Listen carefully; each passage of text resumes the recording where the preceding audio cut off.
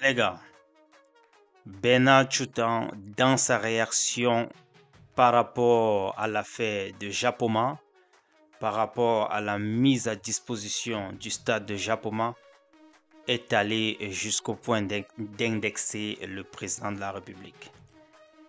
C'est dans ces propos-ci, tels que vous voyez cette page sportive partager cela, qu'il a, je dirais, fait allusion dans cette figure de style au président de la République. Je vais de ce pas partager cela avec vous. Il a dit ceci: on a vu notre président sous la pluie en France, ça n'a dérangé personne. Donc, c'est voir les joueurs sous la pluie qui est un problème. Donc, ceci, pour ceux qui ne comprennent pas dans quel contexte, il s'agit de la situation avec la mise à disposition du stade de Japoma. L'administrateur de l'ONIS avait dit qu'il y avait des problèmes de nappe phréatique, les problèmes de précipitation, donc avec les pluies abondantes dans la ville littorale de Douala. Du coup, cela était l'une des raisons, ou bien ça faisait partie des raisons qu'ils ont avancées pour pouvoir justifier la non-disponibilité du stade de Japoma pour le 7 septembre prochain et qui souhaitaient donc la délocalisation du côté de Yaoundé au stade Omnisport. C'est d'ailleurs ce qui fait les choux gras de la presse et des journaux ces derniers jours-ci. Et jusqu'ici, on est en train d'attendre la réaction du MINSEP qui a été sollicité hier par l'administrateur de l'ONIS pour pouvoir arbitrer cette situation et donner son point de vue afin qu'on puisse avancer. Donc, à l'heure où je vous parle, on attend la réaction du MINSEP pour voir si il va pouvoir résoudre ce problème, ce qu'il va dire, qu'est-ce qu'il va dire par rapport à ça.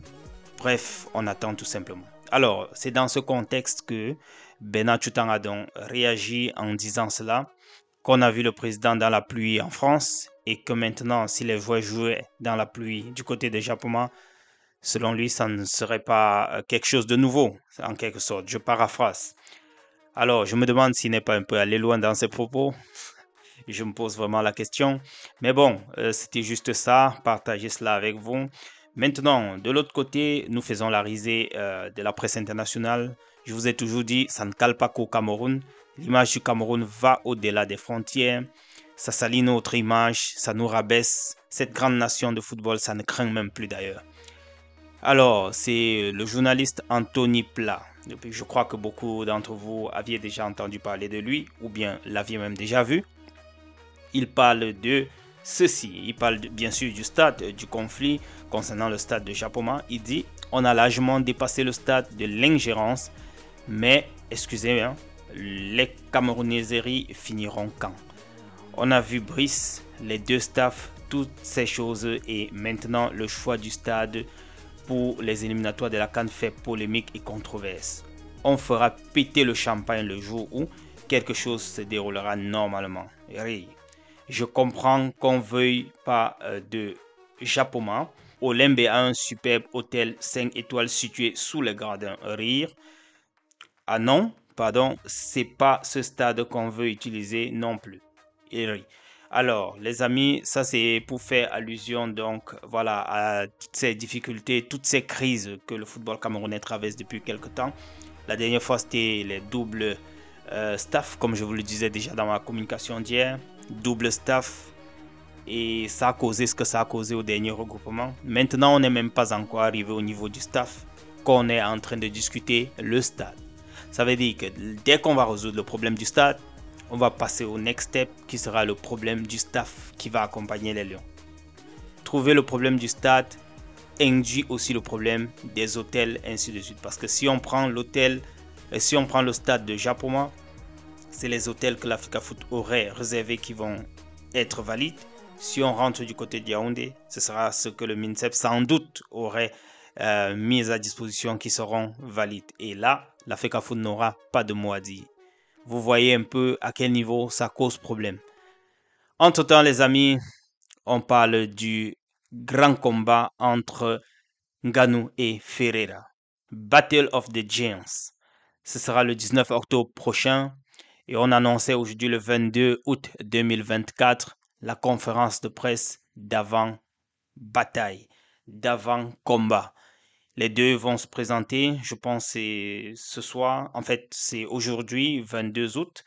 Et vous voyez donc Francis Ngannou depuis un certain temps. Il s'est retiré après sa défaite contre le Nigérian anglais, n'est-ce pas? Et maintenant, il ressort petit à petit, il revient sur le tapis, il revient dans le tatami, il revient dans la cage. Et cette fois-ci, ce sera contre le Brésilien Ferreira.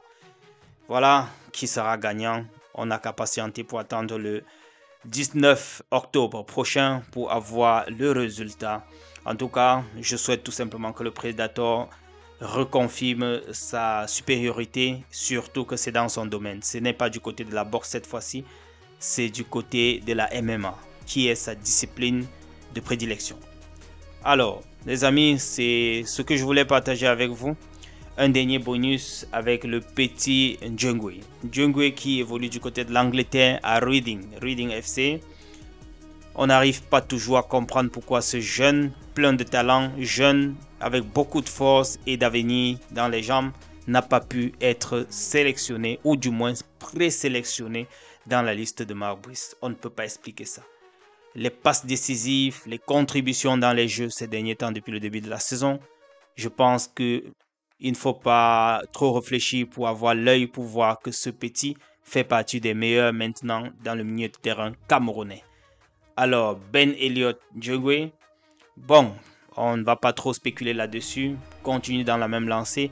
Je pense pour ma part qu'il reste l'un des meilleurs milieux de terrain à son jeune âge du côté camerounais. On va tout simplement observer si peut-être lors des prochaines, n'est-ce pas, les prochains regroupements des Lions, s'il pourra faire partie. Mais en tout cas, bonne chance, évolue très bien, concentre-toi sur ta saison et le meilleur reste à venir. Les amis, voilà, c'était tout ce que je voulais partager avec vous, juste cette petite séance de partage d'actualité avec vous. Ce qui était le plus marquant, c'est la réaction de Bernard Choutan. Dites-moi en commentaire ce que vous pensez par rapport à cette sortie. S'il a été un peu maladroit, s'il est allé un peu trop loin, si ce n'est que normal, ainsi de suite. Dites-moi ce que vous pensez, ça m'intéresserait. Alors les amis, restez scotchés. D'ici à là, portez-vous bien. Allez, ciao.